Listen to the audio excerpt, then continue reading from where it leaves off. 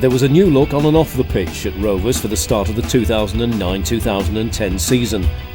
The training base at Brockall had undergone a summer makeover, as did the squad, with a closed season seeing familiar faces depart and some new ones arrive.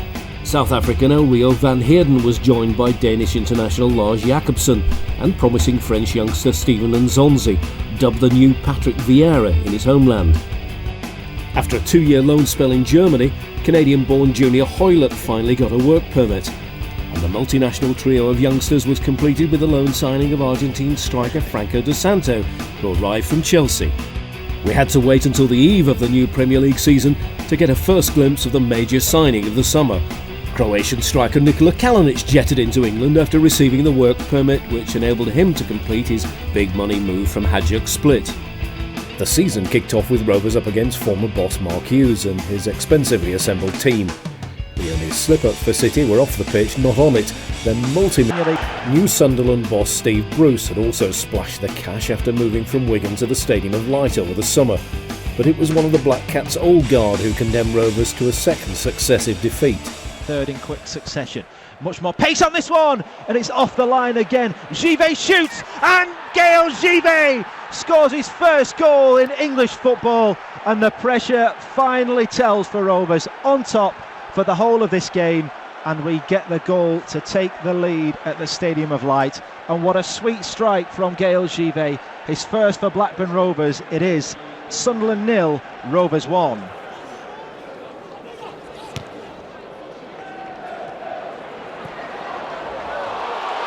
Work to do here for Robinson. Jones is past him, and would you believe it, Kenwyne Jones equalises for Sunderland, totally against the run of play.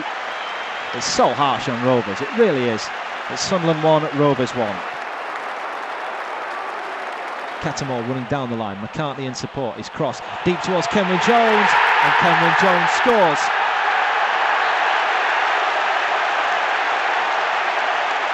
His second of the game, and Sunderland have come from behind to lead this game. It is Sunderland 2, Rovers 1. On paper, the long trip to the south coast to face League One side Gillingham in round 2 of the Carling Cup looked a tricky one, but class showed, and a thoroughly professional display saw Rovers through. Kalinic wins the ball back, slides it through towards Dunn, edge of the penalty area, on his right foot, David Dunn scores. So this tricky looking tie on paper, Rovers have started very well, and David Dunn has given us the lead. It's Gillingham 0, Rovers 1. Plays it back to Dunn, slides it through to Pedersen, right hand corner of the penalty area. Dunn still there in support, still going, back to Pedersen. Andrews outside him, now needs a cross. There's a few men in the middle, chip towards Roberts, and Hoilett's in there! And Junior Hoilett marks his first senior start with his first goal for Blackburn Rovers. So a moment for Junior Hoilett to savour his first senior goal, and it's doubled Rovers' advantage on the night. It's Gillingham 0, Rovers 2. But it's Simeon Jackson. From 12 yards, he faces the former Gillingham keeper, Jason Brown. Right-footed into the bottom left-hand corner. Brown guessed right, but couldn't quite stretch his arm long enough to keep it out, and Gillingham are now back in this Carling Cup tie. Simeon Jackson makes it Gillingham 1, Rovers 2. Pedersen with a corner in towards that near post, and it goes straight in. Well, Mortengam's Pedersen claims the goal, and finally he gets one direct from a corner. For years and years he's been practicing, and at long last he succeeds, and in the process surely books Rovers' place in the third round of the Carling Cup. Just before the transfer window closed, Stephen Warnock moved to Aston Villa, and Rovers swooped to sign former Spanish international and Real Madrid legend Michel Salgado and French international Pascal Chimbonda.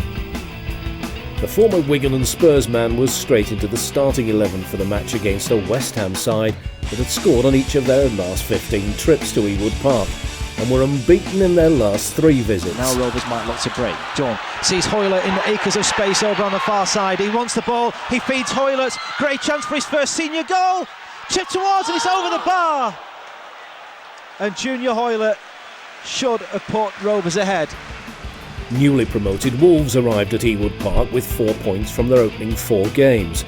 But a 50th goal in the blue and white of Blackburn saw a David Dunn-inspired Rovers claim that elusive first league win. Stearman goes back in field. Pass from Henry's not the best, and Mancien is giving the ball back to Diouf. He's now one-on-one with Hennessy. Great chance for Rovers, and El Hadj Diouf gets his first goal at Ewood Park and gets Rovers' first Premier League goal here in over 5 hours of football. A mistake by the Wolves defenders, but once clean through, El Hadj Diouf made no mistake. And 19 minutes on the clock here at Ewood Park. Sam Sider in front. It's Rovers 1, Wolves 0.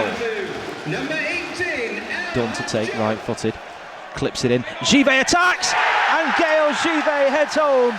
And would you believe it? The Frenchman has now got 2 goals in the opening 4 league games of this season. It just takes a touch before it reaches the goalkeeper, maybe off Jason Roberts, and Hennessy couldn't quite keep it out. I have a feeling there may well be a discussion between Messrs Givet and Roberts as to who that goal will be credited to. Andrews did well, got something on the ball. Pedersen takes it away from Stearman and now moves down the left-hand side.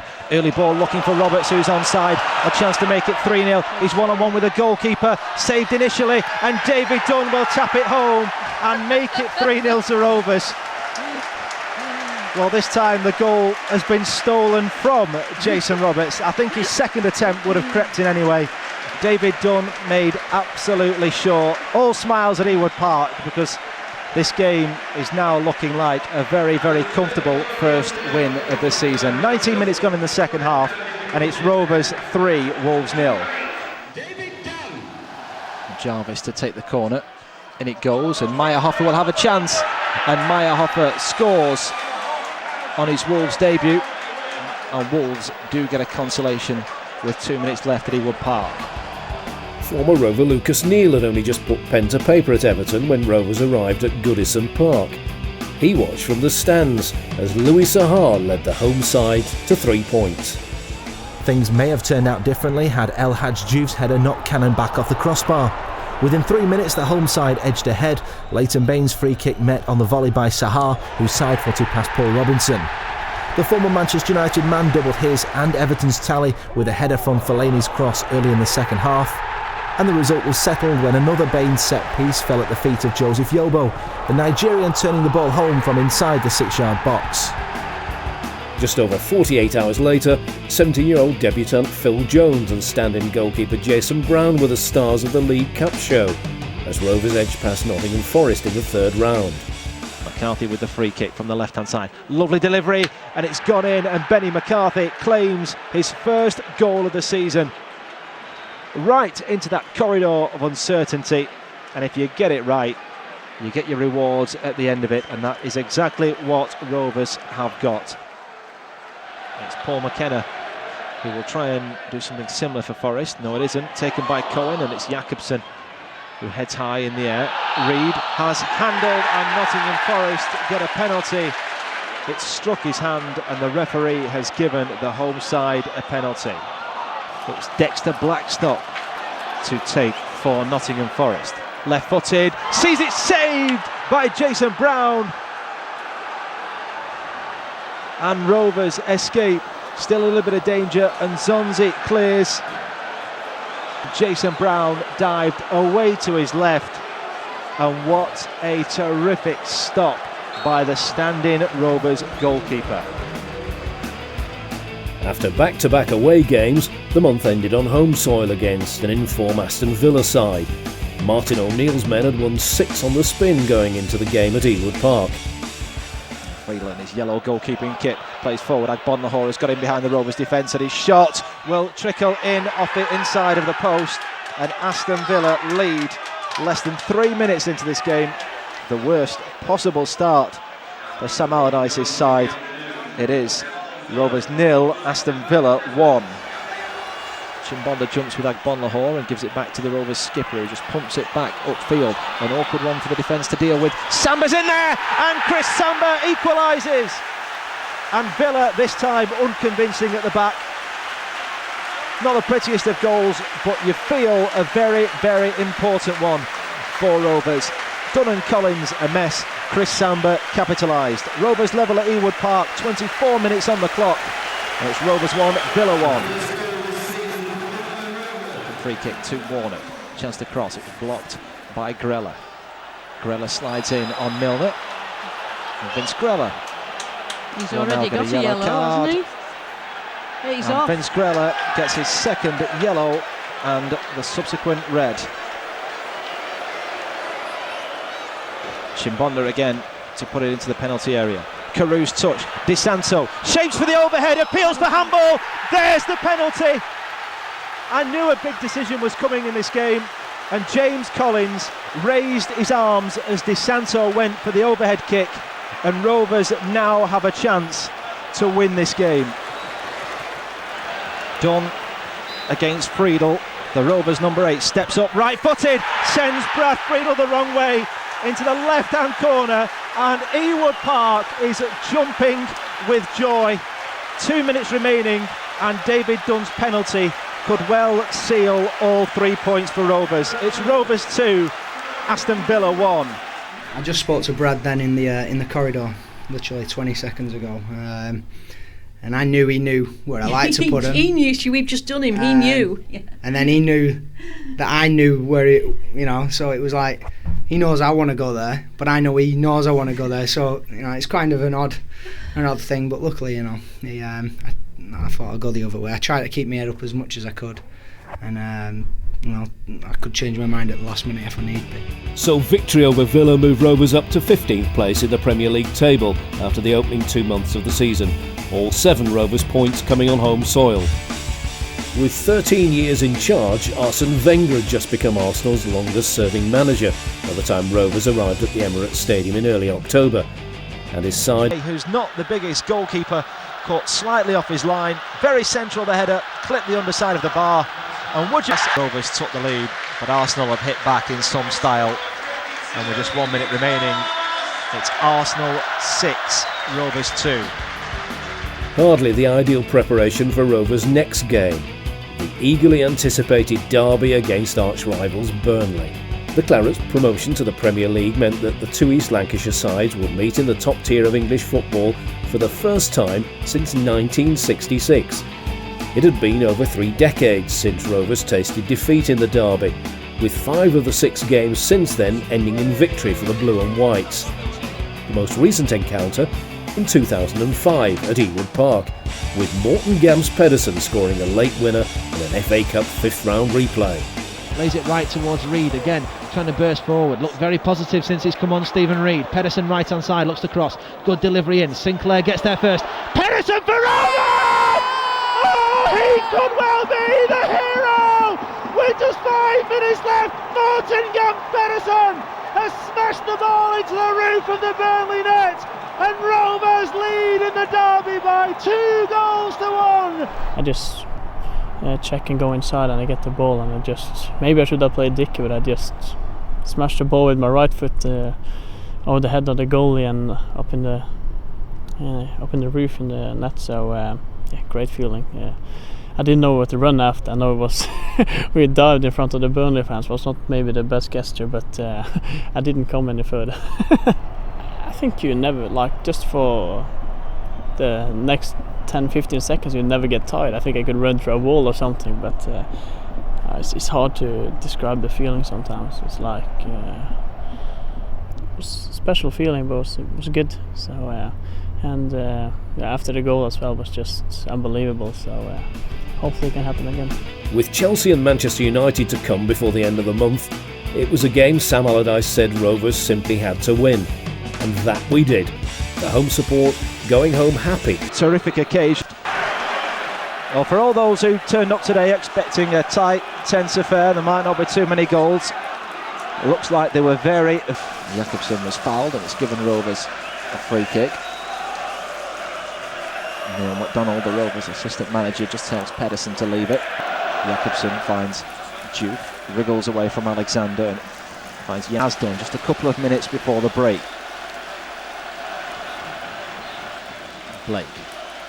Elliot Porters, they want the end of this game. think I practice in the training and I do it in a pitch today, donc so great finish. I think so. You watched too much my DVD. That's why you scored a wonderful goal like that. No, I think you don't score many games in your career, donc so. I don't score many goals in my career, but I score only the wonderful goal, an important goal. Yeah, today was important too. You need to some game like that. You need to kiss the badge of Blackburn Rovers when you score. Yeah, I think next time. Yeah. Thank you very much for your goals and all the best. Yeah, thank you very much. Cheers. It wasn't so much a derby hangover Rovers suffered at Stamford Bridge, more like a bad case of swine flu. The absence of key players didn't help our cause against a Chelsea side. With one Blessian added a spectacular third with a pick of Chelsea's bunch just moments later. And the home 3 days on from conceding 5, the tables were turned as Rovers put the same number past Darren Ferguson's Peterborough in round 4 of the Carling Cup, with 2 of the summer signings netting their first goals for the club. Pedersen does take and he curls it into the top corner, and that is a wonderful goal from Mortingham's Pedersen. And it's a beautifully flighted free kick from Pedersen that left Joe Lewis stranded, and Rovers already a goal up. Rovers 1, Peterborough United 0. Over to the midway point in the Rovers half, and Rovers got past Hoylett, left-footed, deep cross, and it's headed down and into the back of the net. And Peterborough United have an equalising goal, and it's Chris Weltdale, the scorer. Difficult pass to try and get the ball to him now, so he has to go back to Reid, and Reid just goes high cross field towards Pedersen, who will give chase. The header's not the best, and Pedersen might get there. He went past Lewis, and Rovers have a penalty, and Joe Lewis could be in trouble here, and it's a red card for the Peterborough goalkeeper. So Joe Lewis sent off. Rovers have a penalty and a chance to go back in front. Oh, it's Stephen Reid, the man to take right-footed. Reid slips as he takes, but Stephen Reid fires it home, and in the process ends 3.5 years of hurt. It's his first goal for Rovers since May 2006. A particularly sweet moment. Stephen Reid's penalty makes it Rovers 2, Peterborough United 1. And Peterborough coming forward, and he slipped towards Boyd, who's got a chance to equalise here, left-footed. He smashes it high into the back of Rovers' goal, and 10 man at Peterborough are back in this Carling Cup 4th round tie. Emerton clips it towards Salgado, who makes a lovely run inside the area. He shoots, brilliant from Michel Salgado. Absolute class from the Spaniard, who gets his first goal in the blue and white halves of Blackburn, and it was an absolute cracker. Lovely ball from Emerton, great control from Salgado, and he's beaten the goalkeeper at his near post, and Rovers in front for the 3rd time in this game.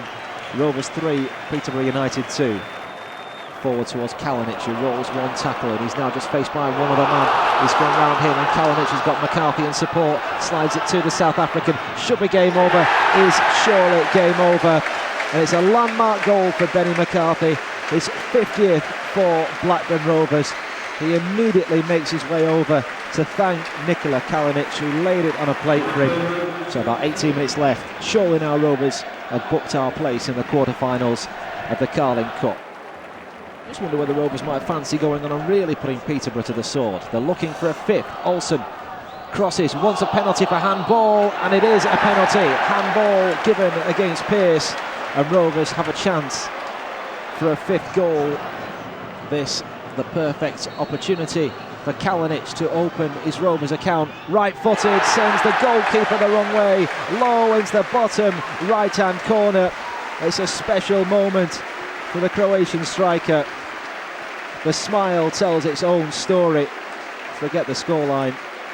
That itself was what most people inside Ewood Park wanted. The £6 million man up and running for Rovers. It is Rovers 5, Peterborough United 2. The month ended against another Ferguson side, but there'd be no repeat of the 5 goals scored in midweek.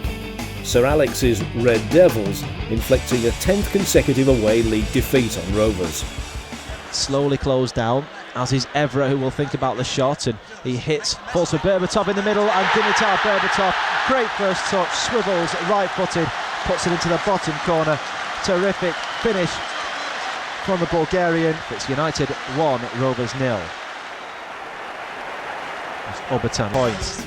In stark contrast to our away form, Ewood Park was becoming a bit of a fortress, and a 5th straight home win was eventually secured against a Portsmouth side struggling both on and off the pitch. Hara picks up and he won't mind shooting from distance. Again allowed that opportunity and he's taken it. Paul Robinson furious, but the defenders didn't close him down. It's nestled in that far bottom corner, and the basement team in the Premier League, Portsmouth, have the lead at Ewood Park. Take 2, deeper this time. Nelson rises, heads down, Roberts trying to turn, Jason Roberts plods it home, and Big Sam's gamble at the break has paid off within 8 minutes at the start of this second half. Corner from Dunn, Nelson headed it down, and a lovely flick from Roberts, who had to improvise outside of the right foot to turn it towards goal, past James and the defender on the line, and Rovers have a much needed equalising goal. Rovers 1, Portsmouth 1. Rovers already got 1 goal from a David Dunn corner, right-footed whips it in, and Ryan Nelson makes it 2 from the Rovers corner this afternoon, and it's his 2nd goal in Rovers colours. That was a bullet header, lovely delivery, and a smashing header from Ryan Nelson. And once again, Rovers have come from behind to lead here at Ewood Park. 17 minutes left, Rovers 2, Portsmouth 1. Chips it in towards the near post. A bit behind Nzonzi. Emerton heads back forward. Nelson with a touch. Dunn plays it back out towards McCarthy on the left. He's onside. Roberts in the middle. Towards Roberts! 3-1. Game over. And Big Sam throws his hands in the air. Oh boy, did he know this was a big game to win. And after being pretty rubbish for the first half, Rovers have responded in some style. Roberts on at half-time gets his 2nd of the game, and that seals the 3 points. 4 minutes left, Rovers 3, Portsmouth 1. It was 2 weeks before Rovers' next game, the Northwest derby against Bolton Wanderers. The game should have marked a first return to the Reebok Stadium as Rovers boss for Sam Allardyce, who spent 8 years in charge of our near neighbours. But just 24 hours before kick-off, it was announced that Sam would miss the match as he prepared for a minor heart procedure. Assistant manager Neil MacDonald, himself a former Bolton player and first-team coach, took charge in the manager's absence and guided Rovers to a first league win on the road this campaign. About stopping the game, but Rovers are in possession with Roberts. And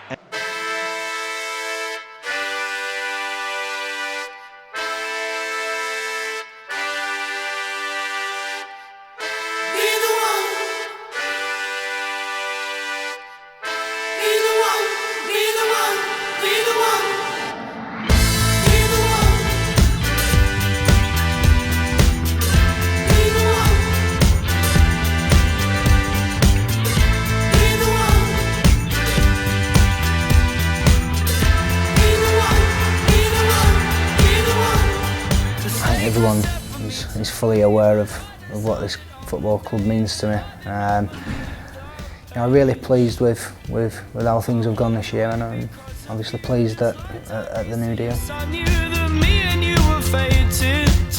I tend to like no fuss. When I was younger, I probably liked being in magazines and doing interviews and people knowing who you were, but now I prefer to be able to walk around and people not really take too much. So that's Dunny, he plays for Blackburn. I knew you could, I knew you could, I knew you would be the one, I knew you should. I've been away before and been to another club, and I didn't like it. So obviously this is the place I want to be playing. Did we really fall in love?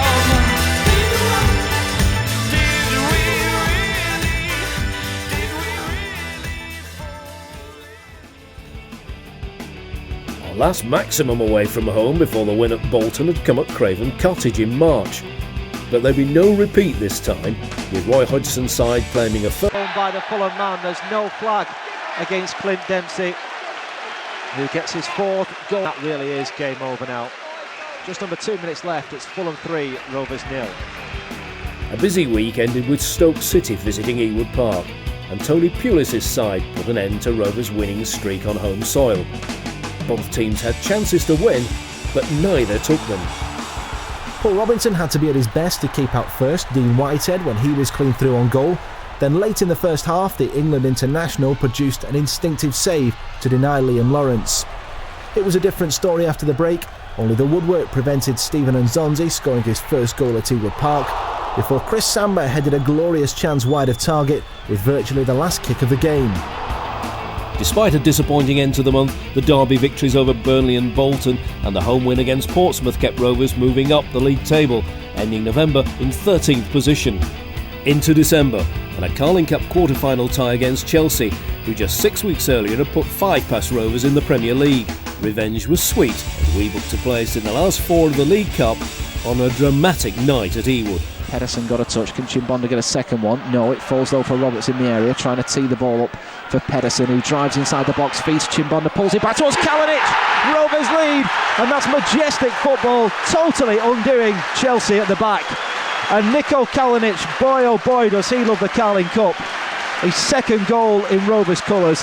Both have come in this competition, and less than 9 minutes in here at Ewood Park, Rovers lead Chelsea by 1-0. Zhirkov in towards Ivanovic, who'd stayed forward.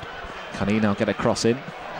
Sells Emerton with a dummy, back to Malouda, who whips it in, deeper delivery. Drogba gets there, and Didier Drogba equalises. And the change pays instant dividends for Carlo Ancelotti's side. Within 3 minutes of the start of the second half, Didier Drogba gets his 15th goal of the season, and Chelsea are level here at Ewood Park. Emerton back to Salgado, who's of Rovers' goal, and this Carling Cup quarter-final tie has totally been turned on its head within the opening 7 minutes of the second half. It's Rovers 1, Chelsea 2. Still in play, Emerton to Nzonzi on the right-hand side, tees it back up for the Aussie, whips it in, deeper delivery. Kalinic tried to flick on, it's got in, and Niko Kalinic will claim his second goal of the game. Brett Emerton might want it, but the Croatian striker is running away, taking the plaudits. And would you believe, a bit of a freak goal, and Rovers level with 19 minutes of the second half gone. Rovers 2, Chelsea 2. It's his second of the night. Emerton with the free kick, right-footed, whipped in. Mindful for Kalinic. Hoylett's there, he goes to the ground. It's a penalty! And Rovers have a wonderful opportunity to take the lead just 90 seconds into the first period of extra time. So it's McCarthy against Hilario. Up steps the South African, sends Hilario the wrong way into the bottom right-hand corner, and Rovers are ahead by 3-2. And are we on course for a place in the last 4 of the League Cup? McCarthy the scorer. It's Rovers 3, Chelsea 2. Chelsea have everybody forward. Malouda into the penalty area. Robinson comes, he's missed. It's there for Ferreira, and Ferreira puts it into the back of the net, and this game is going to penalties. Rovers agonisingly close to a place in the semi-finals. If we are to get there now, it will have to be the hard way via a penalty shootout, and it's Rovers 3, Chelsea 3. And so we went to penalties, a thrilling way to end a classic cup tie. Benny McCarthy stepped up first and beat Hilario from 12 yards for the second time on the night. Chelsea's opening kick was taken by Michael Ballack. Again right-footed, shorter run up than McCarthy, steps up and he misses. Robinson got a touch onto the post, and Rovers ahead in the shootout. First strike to Paul Robinson and Blackburn Rovers. Brett Emerton made no mistake with his attempt, and Didier Drogba, Vince Grella and Florent Malouda followed suit. Niko Kalinic saw his spot kick saved, but Yuri Zhirkov and Junior Hoylett both converted to leave Rovers 4-3 ahead with just one Chelsea penalty to go before we entered sudden death. If he misses, Rovers win. Kakuta steps up, Robinson saves, and Rovers are into the semi-finals of the Carling Cup. Paul Robinson, the villain in the last minute of extra time, the hero in the penalty shootout, and Big Sam's side are 2 games from Wembley. Yes, he's made a couple of great saves. He's been in great form. We can slightly point the finger at him for the last one and not punching it away, but it just adds drama, I suppose. And I thought we thoroughly deserved the victory, but I thought we fully deserved to go through, and it's a fantastic result for everybody. Sam Allardyce was back in the stands after missing the previous 3 games, but despite finding the back of the net 7 times against Chelsea in midweek, Rovers fired another Premier League blank against Liverpool. After a quiet first half, the game sprang to life after the break. Liverpool's substitute David Dunn should have scored, but from close range fired against the crossbar. Benny McCarthy nearly made Liverpool pay, the South African curling one just wide from the edge of the box. Our best chance came in added time. Niko Kalinic beat Pepe Reina to the ball, but couldn't direct his attempt on target. And the search for a Premier League goal continued the following week, with another frustrating afternoon at the KC Stadium, where old friends Sam Allardyce and Phil Brown had to settle for a share of the spoils. Benny McCarthy did have the ball in the back of the net early doors, but his volley was chalked off for offside. His replacement on the hour mark, Niko Kalinic, nearly made an immediate impact, but the Croatian's angled drive flashed just the wrong side of the post.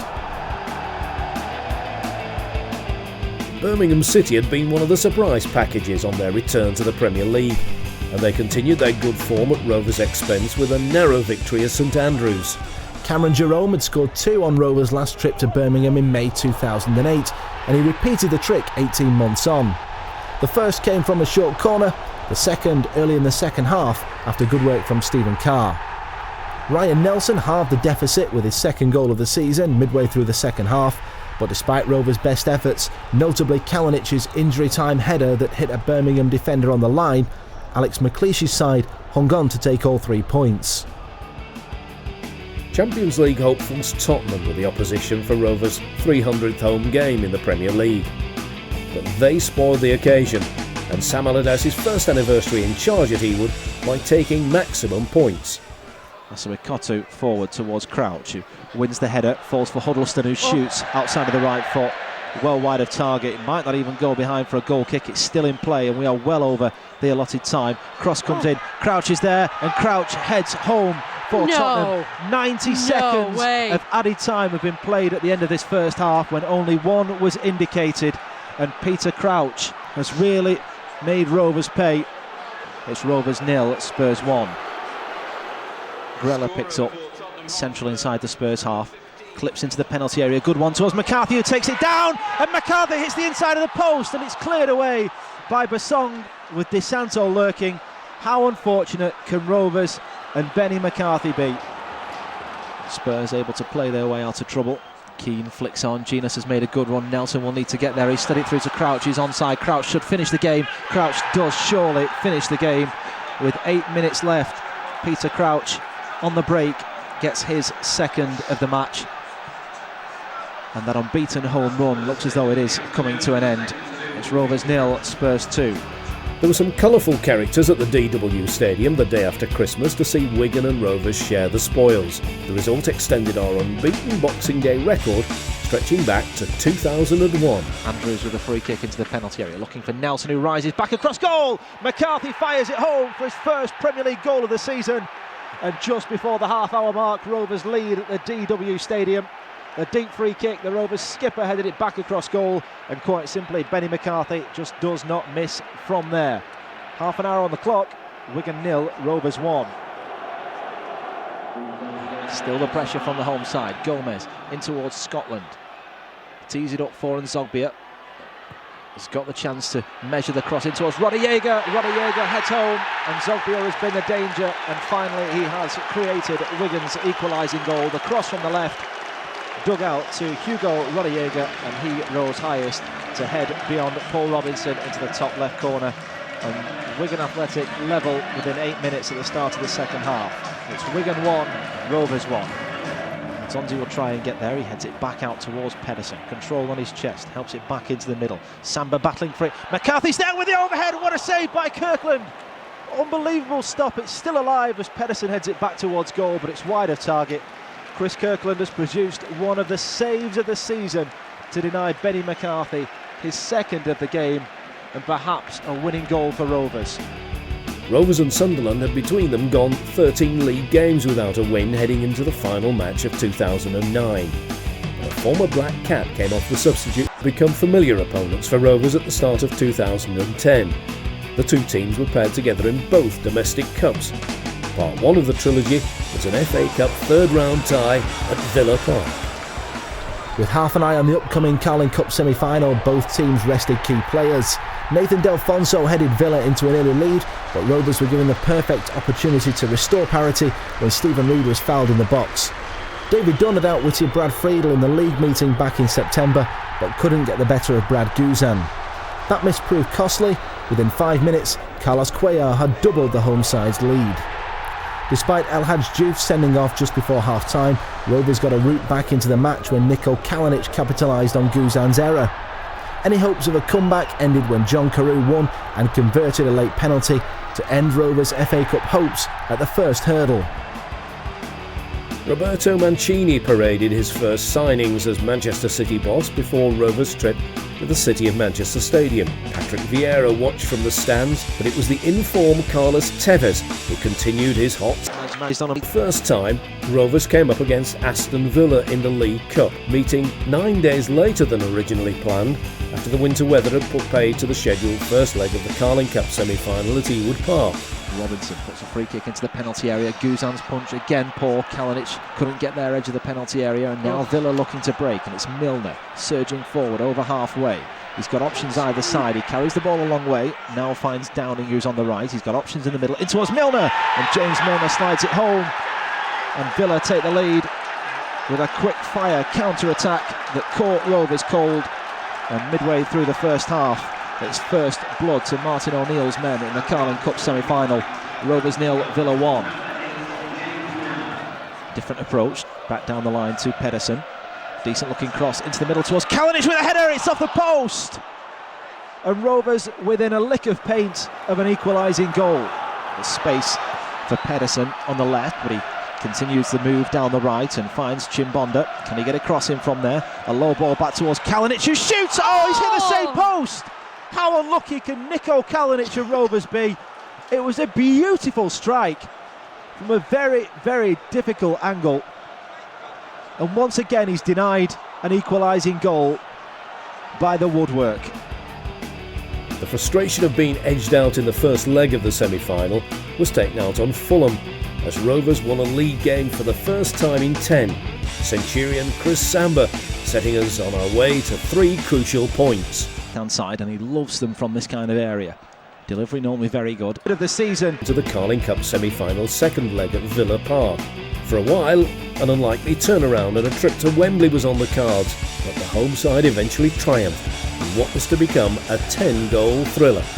David Dunn, who takes the corner, right-footed, whips it in, and Guzan's missed it, and Rovers are level, and it's Niko Kalinic. And inside 10 minutes at Villa Park, the deficit from the first leg has been erased, and it's the big money buy of the summer, Niko Kalinic, who puts Rovers in front, and has he set Rovers on course for the Wembley final. 10 minutes gone at Villa Park, Villa 0, Rovers 1, Kalinic the scorer. And finds Kalinic, left-hand corner of the penalty area, back to Pedersen, needs a good cross, into the middle, it goes towards Olsen, Guzan saves, Kalinic scores! And Blackburn Rovers a goal down after the first leg, now lead in this Carling Cup semi-final after 25.5 minutes of the second, and Kalinic, who was denied twice by the post at Ewood Park, has scored twice now at Villa Park. And could the Croatian be sending Blackburn Rovers to Wembley? Terrific encouragement from the Rovers supporters, who probably can't believe their eyes. Young puts the cross in, right-footed, looking for Agbonlahor, falls for Warnock, and it's their former Rover, Stephen Warnock, who brings Aston Villa back level in this Carling Cup semi-final. A cross from the right, and Warnock stole in at the back post to fire home, and it's back level on aggregate in this semi-final. You see a replay of Villa's goal from Warnock, and there certainly was a push on Ryan Nelson. It was like Agbonlahor at the near post, and he definitely manoeuvred the Rovers defender out of the way. So Rovers a shade unfortunate. Bonlahor racing through, one-on-one with Robinson, he goes to ground, he gets the penalty, and this could be big trouble for Rovers. Chris Samba called over, Chris Samba sent off. So Villa have a spot kick, and Rovers have a man sent off, and all of a sudden Wembley seems an awful long way away. It's James Milner, scorer in the first leg. And right-footed, he steps up. Paul Robinson guesses right in going away to his right, but he can't keep it out. And Villa and James Milner move a step closer to the Carling Cup final.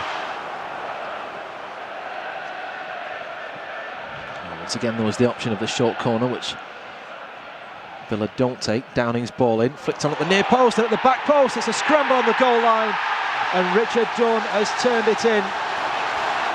And it's Richard Dunn who puts Villa ahead on the night and increases their advantage on aggregate. 8 minutes into the second half, Villa 3, Rovers 2. Villa lead 4-2 on aggregate. Milner looks for Heskey. Was 2 up on the night. Milner will want it. Bonlahor is the man claiming it, and surely that is the goal that kills off any hopes Rovers had of reaching this season's Carling Cup final. Finds Cuellar now, right hand side. Back to Downing, who's controlling things. Milner forward, slides it through towards Heskey. Heskey's onside, takes it round Robinson, and Emil Heskey makes it 5-2 to Aston Villa. And if it wasn't already certain, it's now absolutely set in stone that Martin O'Neill's side are heading to the Carling Cup final at Wembley, and Villa in total control. 5-2 up on the night, 6-2 on aggregate. And Givet forward gets the cross in. Olsen with the overhead. What a goal from Martin Olsen! That's an absolute stunner from the young Swede. Cross from Givet, the overhead kick from Martin Olsen. It's only his second senior goal, but that was absolutely magnificent. It's now Villa 5, Rovers 3. Pedersen to take into the middle, it goes. Nelson attacked, Dunn heads away, Emerton back forward towards goal, and it is 5-4. Can you believe it? Well, Brett Emerton, his last Premier League goal was on this ground, and with a volley from the edge of the penalty area that's taken a couple of little deflections, he's got Rovers' 4th goal on the night. It's Villa 5, Rovers 4, and we have 5 minutes left here at Villa Park. And back it goes to Paul Robinson. High ball forward. Man of the match for the home side goes to James Milner. His goal in the first leg and his 2 here at Villa Park. One of the main reasons Villa will go to the final. Young looking to round it off. Does round it off with Villa's 6th goal of the night. Villa, we already knew were going to Wembley. That goal from Young just makes the margin of victory that little bit more emphatic. Well, Villa may have edged a thrilling game to seal their place in the League Cup final, but no one could dispute that Martin Olsen's magnificent overhead kick was the goal of the game. Recognition would come later in the season, when the young Swede's wonder strike was voted Rovers' best of 2009-2010. The 21-year-old claiming the Peter White Memorial Trophy for the goal of the season. One of those competing against Martin's magnificent overhead kick for the goal of the season prize came during the home match against Wigan. A bit of magic from Morton setting Rovers on course for consecutive home wins. Wide-footed, chips into the penalty area. Stojkovic comes, not convincing with his punch. The shot from Pedersen! That's brilliant! Absolutely brilliant from Morten Gamst Pedersen. On the half volley, 20 yards out, rifles it into the top left-hand corner. Magnificent stuff from Morten, and Rovers deservedly take the lead here at Ewood Park. 20 minutes on the clock, Rovers 1, Wigan 0. That is not an easy ball to hit either. It's bang on the half volley, and he has hit that so sweetly. So corner from the far side. It's McCarthy the man to take, right-footed. A good-looking delivery as well, and it's headed home. Rovers want a free kick inside the penalty area, which isn't given. And it's Gary Caldwell who gets the goal for Wigan. His first for his new club. It comes 12 minutes into the second half. Take 3 from Pedersen. Much more pace on this one, and it's headed home, and it's a first Premier League goal for Niko Kalinic, and he really deserves that. He's looked such a threat in the last few weeks. He's found his form and fitness. He's been on target in the Cups, but now at long last Niko Kalinic can say he's a Premier League goal scorer, and just as we said, make the pressure count. Rovers have done exactly that. 14 minutes left here at Ewood Park. Rovers 2, Wigan 1, and a long-awaited first Premier League goal for Niko Kalinic. Former Birmingham owners David Gold and David Sullivan were at Upton Park watching their first home game after taking control at West Ham, but they didn't enjoy a winning start, as Rovers picked up a positive result at the Hammers' home for the first time in 10 visits. It could and perhaps should have been even better than the 1 point we did pick up. If it wasn't the frame of the goal denying Mortingham's Pedersen and Rovers, it was the frame of a West Ham defender. The officials failing to spot the arm of Mark Noble that kept out Gaël Givet's goal-bound shot. A strong end to January, as Rovers put the disappointment of missing out on Wembley behind us to pick up 7 points from the final 3 games of the month. Those results helping move us up into the top half of the Premier League table. The game against Stoke City at the start of February will forever be remembered for all the wrong reasons, after a Rovers supporter tragically lost his life at the Britannia Stadium. After that, the result seemed insignificant. For the record, Danny Higginbottom volleyed home Stoke's first from a corner inside the opening 10 minutes, and Mamadi Sidibe doubled the home side's lead just before half-time. Matthew Etherington scored a third after Rovers had been reduced to 10 men. Chris Samba sent off after picking up a second yellow card. 4 days later, Rovers continued our excellent form at Ewood Park by completing a hat-trick of wins on home soil, with a single-goal victory over a Hull side fresh from beating high-flying Manchester City. Kalinic again showing good strength. Pedersen forward to Olsen, makes a great run down the left-hand side. Into the box he goes, and he pulls it across. Oh, brilliant! How's he squeezed that one in? Stunning from Martin Olsen. From the most ridiculous angle, he's nutmegged Boaz Myhill, and that's some way to notch up your first Premier League goal. This young man is absolutely on fire at the moment. Rovers lead after 16 minutes, and it's a cracker from Martin Olsen. And 3 home wins on the spin soon became 4, with a comprehensive victory over Owen Coyle's Bolton. Rovers completing a league double over our northwest rivals. Pedersen takes again towards Nzonzi, this time half cleared. Gardner's header sends it back towards his own goal. Givet keeps it alive. Roberts is onside, and Jason Roberts doubles Rovers' money. The Bolton defence went AWOL, and Roberts had all the time in the world. He didn't need it in the end. Right-footed, sent it towards goal. Jaskalainen got a touch, couldn't keep it out. And with 17 minutes left, Jason Roberts' first goal since November sets Rovers on course for victory in the Northwest Derby. It's Rovers 3, Bolton Wanderers 0.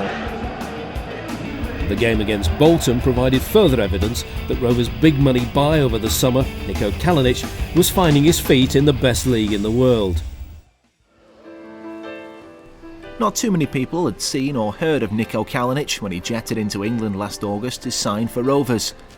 6 months on, the £6 million summer signing is making a real name for himself in the best league in the world.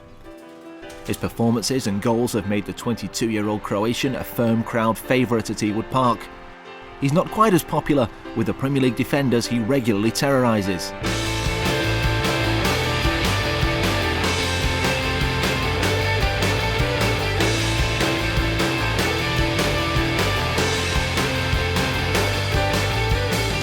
Things could hardly be going better for Niko as we caught up with him relaxing at home on the eve of Rovers' trip to Anfield to face Liverpool. Less than a week ago he was on target against our near neighbours Bolton, his second in the Premier League, his 5th goal in 9 starts in 2010. Away from football, he's enjoying life in a new country with his fiancée, learning a new language, and picking up a few English customs along the way. Cheers. I'm enjoying very much. I have great people in the club. They accept me and help me and a lot when I first came. It wasn't difficult. I was happy because I knew I will play in the best league. Niko is the latest in a long line of Croatian players to make the move to England. Eduardo at Arsenal, Tottenham trio Luka Modric, Niko Kranjčar and Vedran Čorluka, and Bolton's Ivan Klasnic already plied their trade in the Premier League. Niko was keen to join them. I was pleased. I could hardly wait to start train with team and start playing. Every player dreams to play with or against the best player in the world. Always are good matches, very hard, and I'm happy because stadium always full, good atmosphere. To adjust to the pace and physical nature of the Premier League. Half a season into life in England, Niko believes he's already reaping the rewards for his hard work off the pitch. I think I improved because training here is harder and game harder, and better you ask Gaffer. Well, it's only potential at the moment, and you've got to realise the potential. Many players don't live up to the potential that they actually show. So this young man is very determined. I think that he comes from a country where they don't speak a lot of English, so he comes without a great vocabulary on English, and that can be very lonely, and very upsetting that you go home and you're in your own apartment with your girlfriend or whoever, and you don't see anybody, you don't communicate with anybody because you're struggling with the language. So I think he's done a tremendous job settling in. He's managed to improve his English, he's managed to improve his overall physical ability, and now his technical ability is shining through, and every player is much happier when they're playing. And that was the first time supporters sing my name in Split Never. It was so special. Scoring will only lead to greater adulation. 5 times Niko found the back of the net in cup competitions before he finally got what he really wanted, a Premier League goal against Wigan in January. Take 3 from Pedersen, much more pace on this one, and it's headed home, and it's a first Premier League goal for Niko Kalinic, and he really deserves that.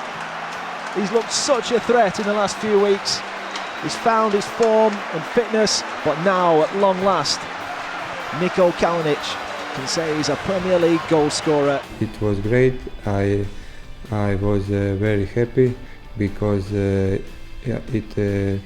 was my first Premier League.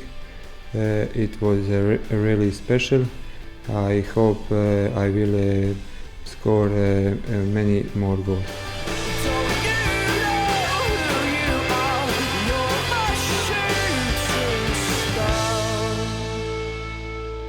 Bye.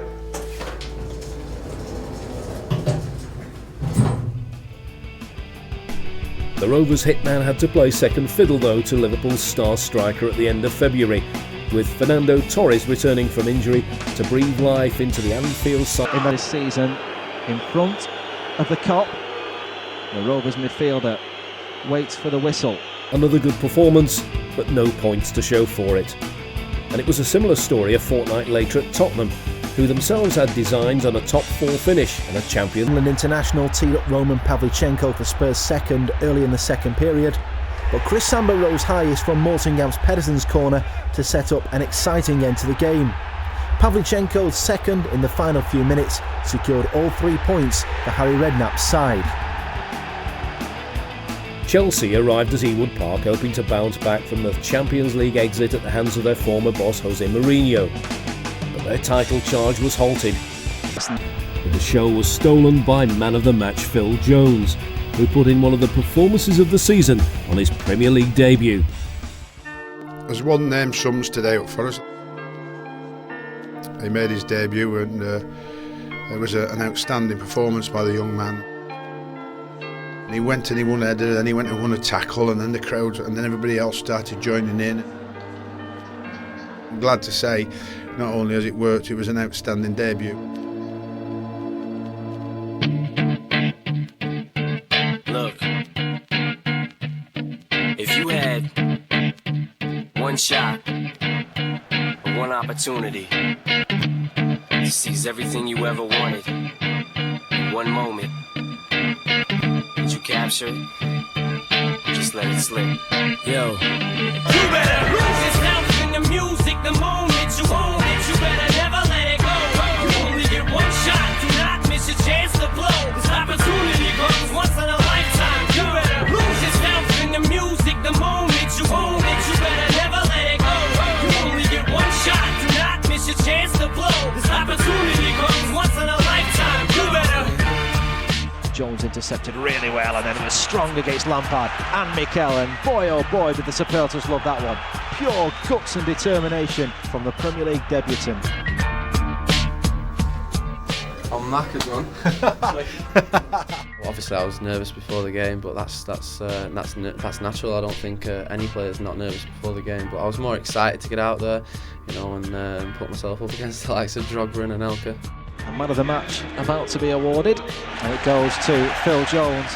Obviously it's fantastic to hear things like that, you know, and that's what gives me more confidence to go on and become a better player, and that's what I'll do. I'll take that. Outstanding at the heart of Rovers' defence.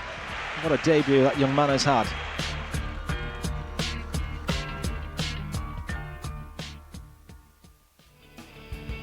And the feel-good factor was carried on into the midweek game against Birmingham City, with David Dunn, Rovers match winner against his former club, with his first goal since the end of David Dunn on target against his former club Birmingham City, and Rovers lead by 1-0.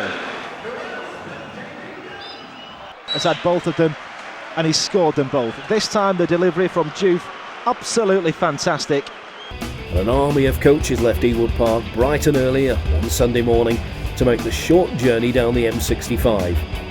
Local pride was at stake, and no one knew that more than David Dunn. It's great, you know, banter-wise, it's good for the two towns. You know, there's people going into work on Monday mornings, either, you know, laughing or crying. So you know, it's good for the town, and it gives that real bit of an edge to it. So hopefully we can come out on top on Sunday, and hopefully the Blackburn forwards are playing as well. And we want to play in derbies every season, and this is a special derby for all the people around it. Lancashire derby, a high noon showdown. And left-footed kicks forward towards Fletcher. Givet won the header. Dunn flicks on. Olsen's on the charge. Martin Olsen, it has to be said. A goal chalked off early doors incorrectly, and perhaps now a big decision. The Dawn epitomises skill but composure. And there he showed the ultimate composure in front of the Burnley fans to beat the beast. See if it's going. Yeah, I missed the last one at Villa, which was obviously disappointing to miss a penalty. So today a bit of extra pressure, but you know, pleased he went the wrong way. Yeah, but pressure, you know, it's even better when you score then, isn't it? It makes it even more sweeter. So yeah, pleased with that. An outstanding afternoon for us all, and we're very, very, very pleased indeed. We had great joy, even though I didn't see it, over getting the double over Bolton, our local rivals, and now over our more intense local rivals, should I say. We've got the double again, and well deserved to get the goal and then create other chances to get even farther ahead and make sure that we've won this game with a very, very important victory for us all. And 41 points with 6 games to go is no mean achievement this season, based on where we've come from in such a short period of time. Rovers sitting in the top half of the table with just 6 games of the season remaining. With a derby double completed and the magical 40-point mark reached, Rovers headed to the south coast to face Portsmouth, a side in administration and on the verge of having their relegation confirmed. It was a frustrating afternoon for Rovers, who dominated throughout. Pompey's only real effort came from Jamie O'Hara, but Gaël Givet brilliantly headed off the goal line. David Dunn was denied his 10th goal of the season by the woodwork after a sweet strike from the edge of the box. And the same upright came to the home side's rescue on the stroke of half-time, keeping out Chris Samber's header. In stark contrast to Portsmouth, Manchester United arrived at Ewood Park still very much in the hunt for the Premier League title. Their bid received a setback.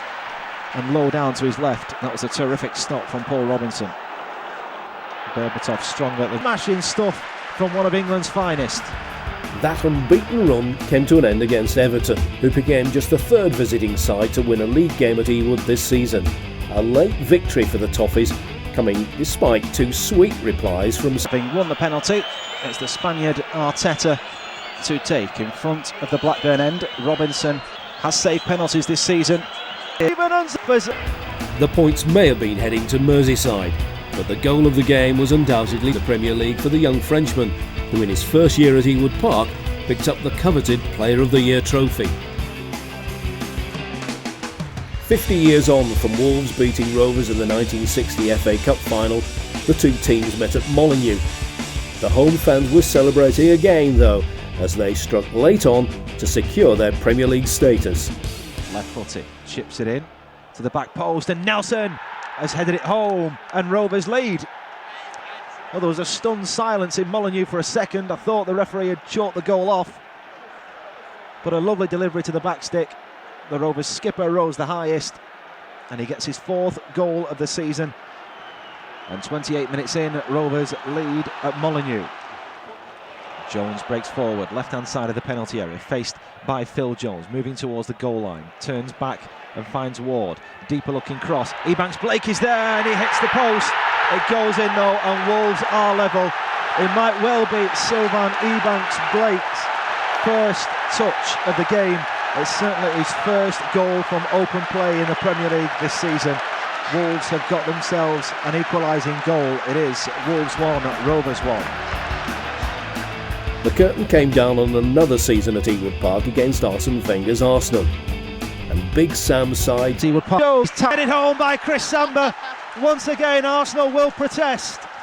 But the set pieces have paid dividends, and it's 4 for the season for Chris Samber. Captain on the day, puts Rovers ahead midway through the second half in the final home game of this season. It's Rovers 2, Arsenal 1. League win of the season, and a great way to end the season on home soil. It's finished here at Ewood. Rovers 2, Arsenal 1. End to a great season. 10 victories at home in one season. Considering where we've come from, and considering how we've rebuilt the squad and how we've sold lots of very valuable players, it's been very, very good, and a very pleasing end at home to get this victory. That Arsenal result meant Rovers travelled to Aston Villa, knowing a win would mean a finish in the top half of the Premier League table. It was third time lucky at Villa Park this campaign, as we rounded off the season in style. Nice ball from Jones to Pedersen. Olsen forward on the left-hand side. Can Rovers nick it late on? In towards Hoylett. Glancing header. First Premier League goal for Junior Hoylett. And it will surely earn Blackburn Rovers a top 10 finish in the Premier League. What a smashing goal from two of our bright young stars. Olsen with the cross. Hoylett with a glancing header inside the far post. And the travelling supporters delirious. Big Sam punched the air with delight. Hoylett the scorer with just 6 minutes left at Villa Park. Aston Villa 0, Rovers 1. The victory at Villa was the perfect way to round off a memorable season. 3 points confirming Rovers in the top half of the Premier League table. From relegation candidates 12 months ago, Sam Allardyce's side had re-established themselves as a top 10 club in the best league in the world. With an exciting mix of young and experienced players, the future looked bright at Ewood Park. Roll on 2010-2011.